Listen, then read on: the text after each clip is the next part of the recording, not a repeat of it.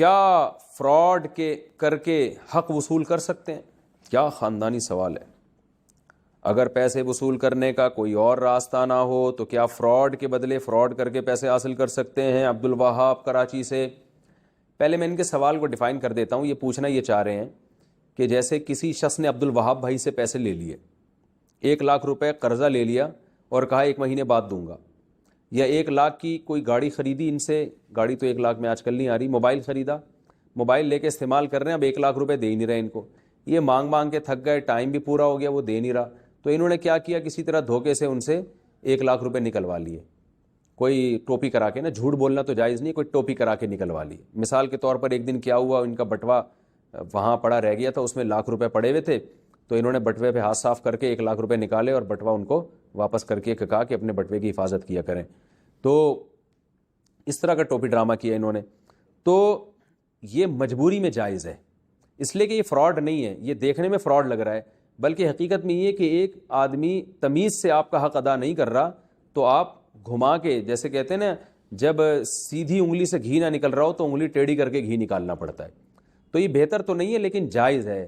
فقہاء نے اسی پر فتویٰ دیا ہے کہ آج کل کے زمانے میں لوگ شرافت سے جب پیسے نہیں دے رہے, آپ کا حق نہیں دے رہے, تو شر اور آفت کے ذریعے پیسے نکلوانا جائز ہے. لیکن اس میں 2 باتوں کا خیال کیا جائے کہ جتنا حق بنتا ہے اتنا ہی لیا جائے, اس سے زیادہ نہ لیا جائے.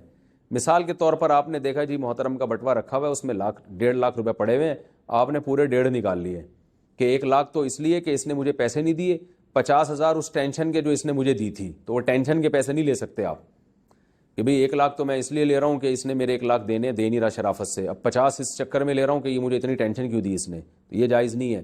دوسرا, جب آپ نے اپنا حق وصول کر لیا تو بس وصول کر لیا, اب ایسا نہ ہو وہ تو سمجھ رہے کہ میرے بٹوے سے پتہ نہیں کہاں پیسے گر گئے, وہ 1 مہینے بعد لا کے آپ کو آپ کے 1,00,000 روپے دے رہا ہے, تو آپ گھننے بن کے وہ بھی رکھ رہے ہیں.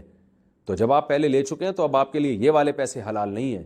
تو آپ اس کو بتا دیں, یا تو واضح بتا دیں کہ میں نکال چکا ہوں, یا اس کو یہ کہہ دیں کہ یہ میں نے گفٹ کر دیے تمہیں, تو اپنے حق سے زیادہ آپ وصول نہیں کر سکتے. دوسری بات یہ کہ جس نے پیسے آپ کے لیے اسی کے پیسے لے سکتے ہیں, اس کے کسی رشتے دار سے نہیں نکال سکتے.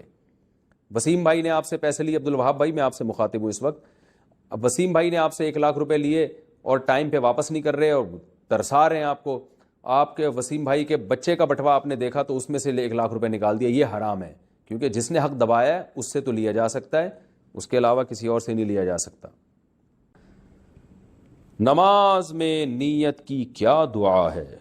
نیت کی جو دعا ہے یہ جائے نماز پر کھڑے ہوتے وقت پڑھنی چاہیے یا تکبیر کہہ کر ثنا سے پہلے پڑھنی چاہیے؟ صابر صاحب بنگلہ دیش سے.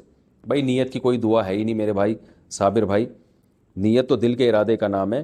جب آپ مصلی پہ کھڑے ہوں تکبیر تحریمہ کہنے سے پہلے دل میں بس مضبوط ارادہ کر لیں کہ میں کیا کر رہا ہوں, فجر پڑھ رہا ہوں, ظہر پڑھ رہا ہوں, اور پھر سنتیں پڑھ رہا ہوں یا فرض پڑھ رہا ہوں, بس اتنی نیت کر لیا کریں, تو وہ دل میں بس ارادہ کر لیں, کافی ہے, اس کی کوئی مخصوص دعا نہیں ہے.